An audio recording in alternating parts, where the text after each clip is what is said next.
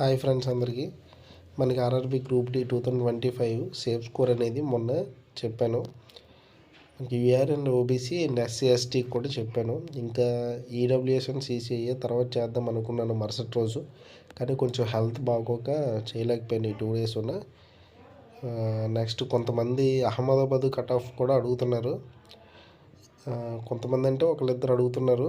చూద్దాం, అది కూడా కొంచెం అనలైజ్ చేసి చేద్దాం. అది కూడా ఎక్కువ మంది అడిగితే నెక్స్ట్ ఇప్పుడు సిసిఐఏ అండ్ ఈడబ్ల్యూఎస్ కట్ ఆఫ్ ఈ వీడియోలో అయితే చూద్దాము.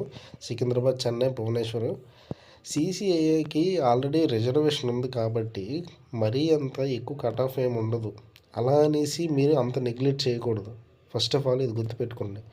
మినిమం ప్రిపరేషన్ అయితే ఇప్పుడు నార్మల్ అంటే యూఆర్, ఓబీసీ, జనరల్ కేటగిరీస్ మామూలుగా వాళ్ళలోని మీరు ఒక 50 అబోవ్ అంత ఎఫర్ట్ పెట్టుంటే కన్ఫామ్గా మీకు జాబ్ అనేది వస్తుంది. ఎందుకంటే మీకు ఆల్రెడీ రిజర్వేషన్ ఉంది కాబట్టి మార్క్స్ అనేవి యాడ్ అవుతాయి. మీరు ఎందుకు భయపడిపోతున్నారు నాకైతే అర్థం కావట్లేదు. ఓకేనా, మీరు కొంచెం ఎఫర్ట్ పెట్టండి సరిపోద్ది. సిసిఐ కేటగిరీ అయితే దానికంటే ముందు సిటీ ఇన్ఫర్మేషన్ ఇంకా రాని వాళ్ళు ఇంకా ఏం చేయాలని అంటే మీరు కంగారు పడిపోకండి. ఫెబ్ 10 వరకు అవుతాయి. ఫెబ్ 10 వరకు ఎగ్జామ్స్ అనేవి అవుతాయి. ఓకేనా, మీకు ఈ మంత్ ఎండింగ్ 31 లోపే తెలిసిపోతాయి మీకు ఎప్పుడు ఎగ్జామ్ ఏంటనేసి. 10 days ముందు తెలిసిపోద్ది కాబట్టి మీకు 31 ఈ మంత్ ఎండింగ్ కల్లా కన్ఫామ్గా తెలిసిపోద్ది ఎప్పుడు ఎగ్జామ్ ఏంటని.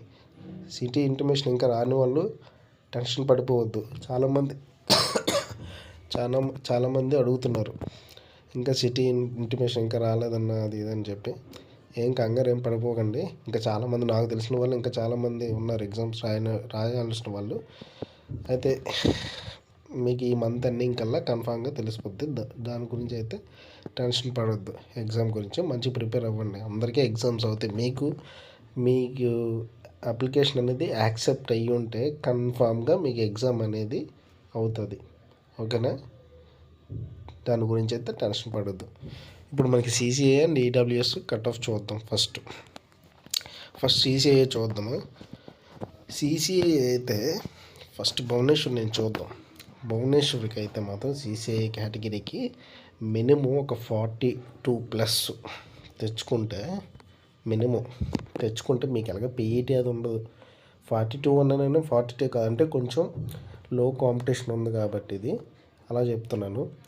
మేము ఒక 42+ మీకు వచ్చి ఉంటే కన్ఫామ్గా మీకు జాబ్ వచ్చే ఛాన్స్ అయితే ఉంటుంది. ఓకేనా, నెక్స్ట్ చెన్నై అయితే 45 దగ్గర 45+ ఉంటే కన్ఫామ్గా మీకు జాబ్ వచ్చే అవకాశం అనేది ఉంటుంది అన్నమాట. నెక్స్ట్ సికింద్రాబాద్ మెయిన్ ఇదే. కాంపిటీషన్ ఎక్కువ ఉన్నాయి అంటే వీటి మీద చెన్నై మీద కాదు కానీ భువనేశ్వర్ మీద పోస్టులు అనేవి ఎక్కువ ఉన్నాయి. సికింద్రాబాద్కి 1600 అనుకుంటా, అరౌండ్ 1600 పోస్ట్స్.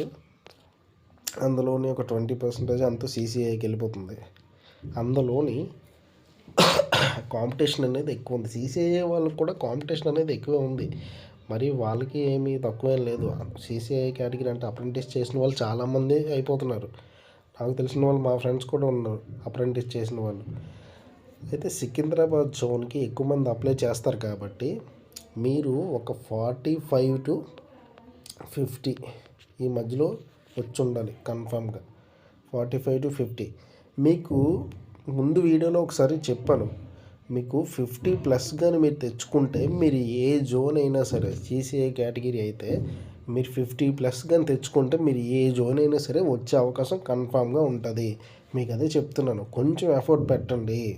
జనరల్ కేటగిరీల కంటే అంటే నార్మల్గా ప్రిపేర్ అవుతారు కదా, వాళ్ళకంటే కొంచెం మీరు ఎఫర్ట్ పెట్టండి. కొంచెం 1 month 2 months ప్రిపేర్ అవ్వండి. మీకు కన్ఫామ్గా జాబ్ వస్తుంది. ఆల్రెడీ రిజర్వేషన్ ఉంది కాబట్టి. అర్థమైందా? అంతేగాని 40 ఉంటుంది 30 ఉంటుంది కట్ ఆఫ్ అని చెప్పి నార్మల్గా ప్రిపేర్ అయితే ఎలా వస్తుంది?